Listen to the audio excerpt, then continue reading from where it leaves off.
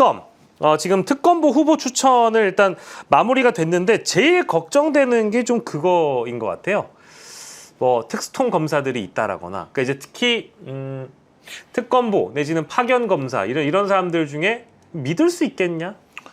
뭐 윤석열 묻은 검사 안 된다, 내란 묻은 검사 안 된다. 이제 이런 우려들이 실제 국민들 저변에 많이 깔려 있긴 하거든요. 네네. 어떻게 좀 우려를 불식시켜 줄 만한 이게 한 말씀이라도. 이게 사실 역사적으로 우리가 사실은 일제시대를 겪고 나서 경찰을 믿을 수 없는 거고요. 네. 예. 뭐 이런 식으로 항상 어떤 시기가 지나게 되면 그 시기에 있던 인력들을 한꺼번에 다 없앨 수는 없는 거거든요. 네. 예. 현재 검찰청에 존재하고 있었던 존재하고 있는 2,000명이 넘는 검사들 중에 수사 인력이 당연히 특검 쪽으로 넘어오는 건 어쩔 수 없는 현상인데 네. 이제 우리가 주의해야 될 거는 지금의 특검의 존재 목적. 네. 그러니까 특검이라는 게 이제 우리가 예전에 그 온로비 사건부터 시작을 해가지고 결국 검찰을 믿지 못하겠다라는 네. 어떤 불신에서 만들어진 제도거든요. 특별검사 제도를 두는 게 상설특검이 있고 일반 특검이 있는데 이번에 세 가지 큰 이슈에 대해서 일반 특검을 둬서 굉장히 많은 인력을 투입을 하잖아요. 네. 결국에는 이번 특검은 검찰이 특수부에 있었던 사람들이라 못 믿겠다 이렇게 돼버리면 네. 사실은 그럼 믿을 검사가 없는 거예요. 그럼 수사 인력이 문제가 그러면 어떤 수사 인력을 동원해야 되느냐라고 했을 때 일단 출범한 특검에 대해서는 일단 믿음을 저는 개인적으로 네. 믿음을 주면서 대신에 네. 계속해서 감시를 해야죠. 그 정말 해방 이후에 정말 친일파 앞잡이 노릇을 했던 그 많은 경찰들이 사실은 그것을 벗지 못하고 정말 반민특위를 해체하는데 막 서로 막 이렇게 연관되고 이런 역사가 있는 것처럼 네. 우리가 계속 감시를 하고 이제 특검이 어떤 식으로 이제 운영되는지는 사실 앞으로 국민들의 감시와 비판의 몫이라고 봅니다. 맞습니다. 뭐 이름도 이제 언론에 다 공개가 되어 있기 때문에 네네. 이제 그분들 스스로 사실은 이제 네네. 국민들의 어떤 견제와 감시를 받으면서 어쨌든 특검 내에서 활동을 하는 거기 때문에 긴장하고 수사하면 될 일이죠. 근데 다만 뭐 굉장히 많은 우려와 걱정들 중에는 막 아주 뭐랄까 기초적인 것도 걱정하시는 것 같아요. 어떤 건물에 들어가서 네. 만약에 특검이 동부지검을 빌려 쓰건 어디를 빌려 쓰면 아니 거기 화장실도 왔다 갔다 해야 되고 하다 보면은 막 특검의 그렇죠. 내밀한 정보가 또 내부 검사로부터 뭐 흘러나온다든지 어디서 주워 듣고 또 어디서 입 떠들면 어떡하냐, 입방정 들면 어떡하냐 이런 걱정들도 하던데 뭐 그렇게까지는 걱정 안 해도 되겠죠. 걱정은 해야죠. 걱정하고 의심해야죠. 네. 민주주의는 의심해야 지켜내는 겁니다. 저는 조은석 특검이 서울고검에 들어가는 것에 대해서 본인들이 이야기하는 장점도 있고 또 의심을 살 만한 것도 있다고 봅니다. 네네. 첫 번째 장점은 내란 특검이 양이 방대하고 공무원들이 많이 포함되어 있어요.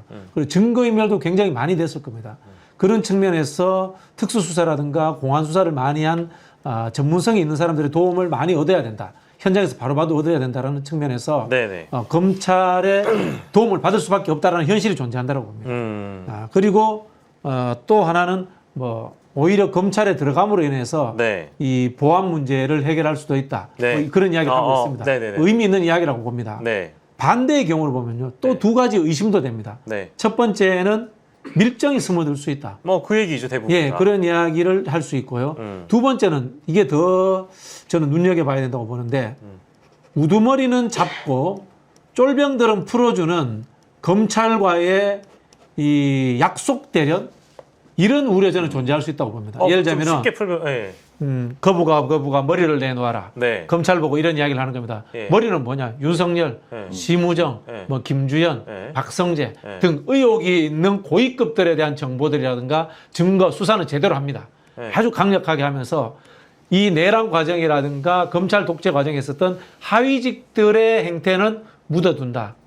라는 이런 혹시라도 암묵적인 딜이 생기지 않을까라는 네. 우려의 눈초리도 저는 가지고 봐야 된다고 봅니다. 그 두 가지 꼽아주셨는데 지금 현실적인 지적인 것 같습니다만 이게 그 딜이라는 게 방금 말씀하신 게 검찰 내부에 있는 주요 고위직들과 고위급 검사라든지 실제 수뇌부들과 특검에 있는 분들의 어떤 딜을 말씀하시는 그렇죠. 거죠? 이게 저는 뭐 손잡고 네. 50개 줄게 30개 돌려줘 이런 딜이 아니라 예. 암묵적인 말하지 않아도 이루어지는 근데 이게 이 딜이 좋은 건지 나쁜 건지는 저도 잘 모르겠어요. 네. 쉽게 말하면 이것도 한편으로 보면은 때가 덜 묻은 칼은 그냥 씻어서 쓰면서 완전 썩은 칼들을 제거하자라는 네. 수사의 전략일 수도 있다라는 생각도 드는데 이게 좋고 나쁘고 저는 판단할 능력이 없습니다. 판단을 좀 해주세요, 그러면. 아니 그 결국 이제 부하수행자 우리가 법에서 이제 그 내란과 관련된 부하수행자에 대한 처벌을 어디까지 할 것이냐의 문제인데 사실 그 부분이 특검 이제 임명되신 그 특검님의 어떤 가장 중요한 판단이기도 하죠. 근데 저는 사실 또 그 한 가지 말을 좀 더 얹고 싶었던 거는 네. 제가 이제 감시와 비판 우리가 특검이 지금 진행되는 상황은 국민이 엄청난 감시와 비판을 해야 한다라고 했을 때 특검이 시작하자마자 자신들이 우리가 어떤 일을 하고 있다는 걸 국민들한테 신뢰를 줘야 되거든요. 저는 그 첫 번째가 일단 구속영장 재청구 해가지고 구속 수사하는 거 지금 현재 뭐 김용현 지금 그 보석 그 이야기가 나오는 게 구속 기간이 만료되는 문제가 나오잖아요. 네네. 재청구랑 심우정, 김주현 등 이제 그 내란 동조자들로 의심되는 사람들에 대한 적극적 수사 이런 것들로 이제 특검이 출범하자마자 우리는 그런 우려를 불식시키고 제대로 내란죄에 관련된 수사를 하겠습니다. 네. 라는 걸 국민들한테 신뢰를 주는 게 중요한 것 같아요. 그리고 그 과정에서 네. 그러면은 어느 정도 부하 수행한 자들에 대해서 이러한 사람들은 어떠한 죄명이 있다라는 거를 국민들한테 알려가면서 예. 국민들의 어떤 그 동의를 얻어가는 그런 수사를 해야겠죠. 수사라는 것은 사실은 되게 그 밀행적인 그러니까 좀 은밀한 곳에서 이루어지는 성격이 강한데 이미 대한민국 국민들은 이번 사건에 대해 이게 무슨 뇌물죄라든지 직권남용이라든지 이런 범죄에 대한 수사가 아니거든요. 박근혜 대통령에 대한 다릅니다. 그때는 좀 이렇게 어두운 그러니까 그 좀 은밀한 곳에서 이루어지는 것에 대한 수사였기 때문에 네. 그 국민들이 어떤 그 수사 내용 자체에 대해서도 뭐 이렇게 들으면 무슨 내용인지 뭐 알지도 못하고 이런 것들도 있었지만 네. 지금은 모든 국민들이 헌법재판소의 탄핵 심판 과정에서 그 과정들을 다 지켜보았고요.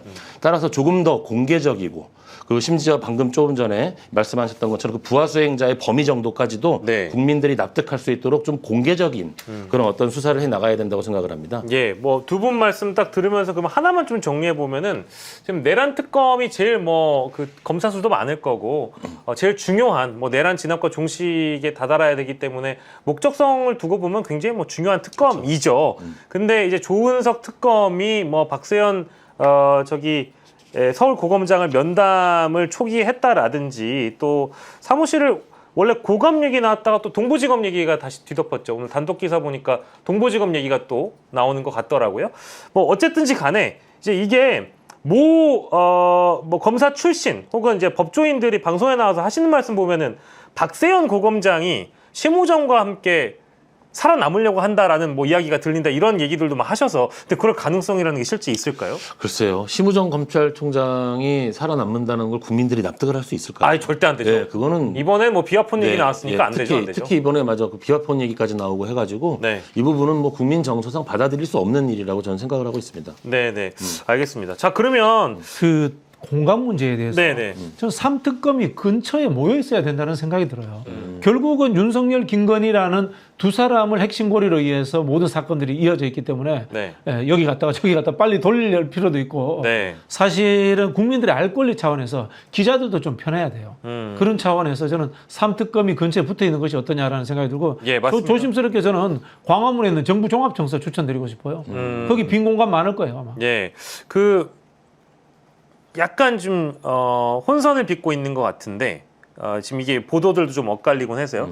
임시 사무실이 서울 동부지검, 정식 사무실 예정지가 서울 고등검찰청 이렇게 지금 내란 특검은 정해져 가는 단계인 것 같고 뭐 다른 특검들도 각자의 장소를 지금 정해서 차곡차곡 일정을 소화하고 있는 것 같은데 박진영 비평가님 말씀은 저도 뭐 동의합니다.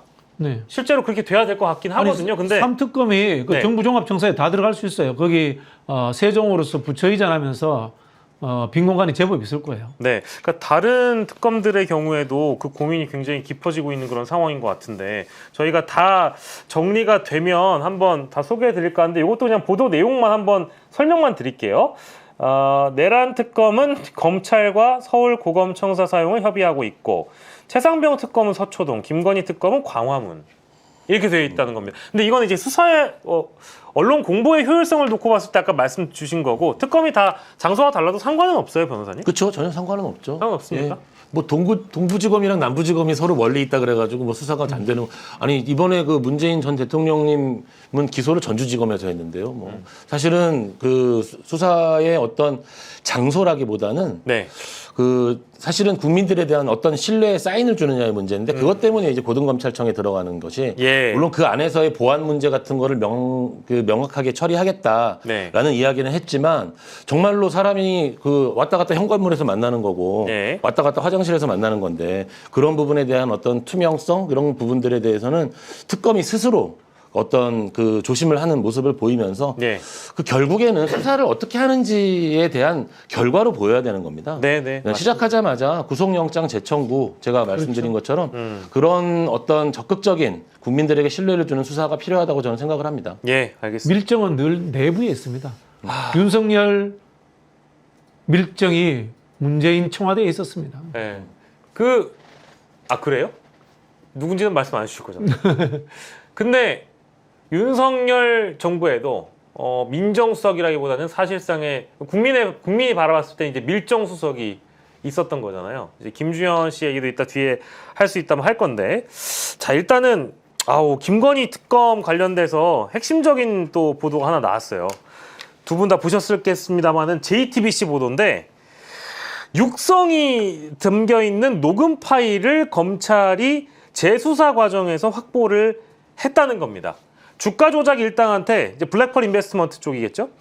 수익 배분을 40% 수익을 주기로 했다라고 말하는 육성 파일이 공개됐다라는 겁니다. 근데 저는 첫 번째 이제 인상 받은 거 이제 와서 그러니까. 라는 생각이 이제 첫 번째였고요. 두 번째는 100% 인지했네.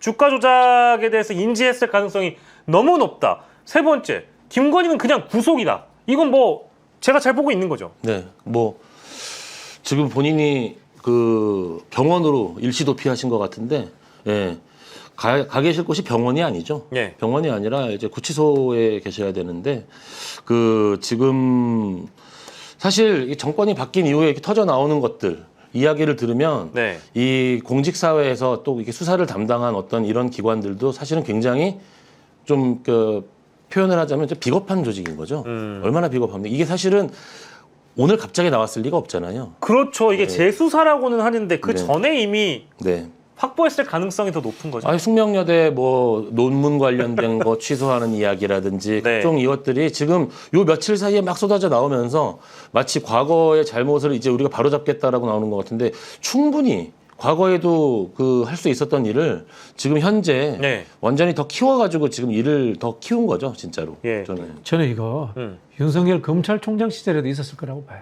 이 파일이요? 네, 솔직히 말씀드려가지고. 그러면 막 2019년, 네, 2020년 이때도 다 갖고 있었다? 그때부터 누르고 있었다고 봐요, 진짜. 야, 그러면 지금 거의 5, 6년을 묵혀둔 게 이제 나온 거예요? 다 알고 있던 거겠죠. 그때는 검찰총장 아내여서 못했고, 네, 네. 지금은 지금까지는 뭐 과거 대통령 부인이었기 때문에 못했고, 그 전에는 서울중앙지검장 부인했기 때문에 못했고, 그 전에는 지검장 부인했기 때문에 못했고, 뭐 그러지 않았나라는 생각이 듭니다. 와, 그게 이게 이제 이 사건의 시점이 이 녹음 파일이 2010년이랍니다. 네, 네. 2010년이에요, 10년.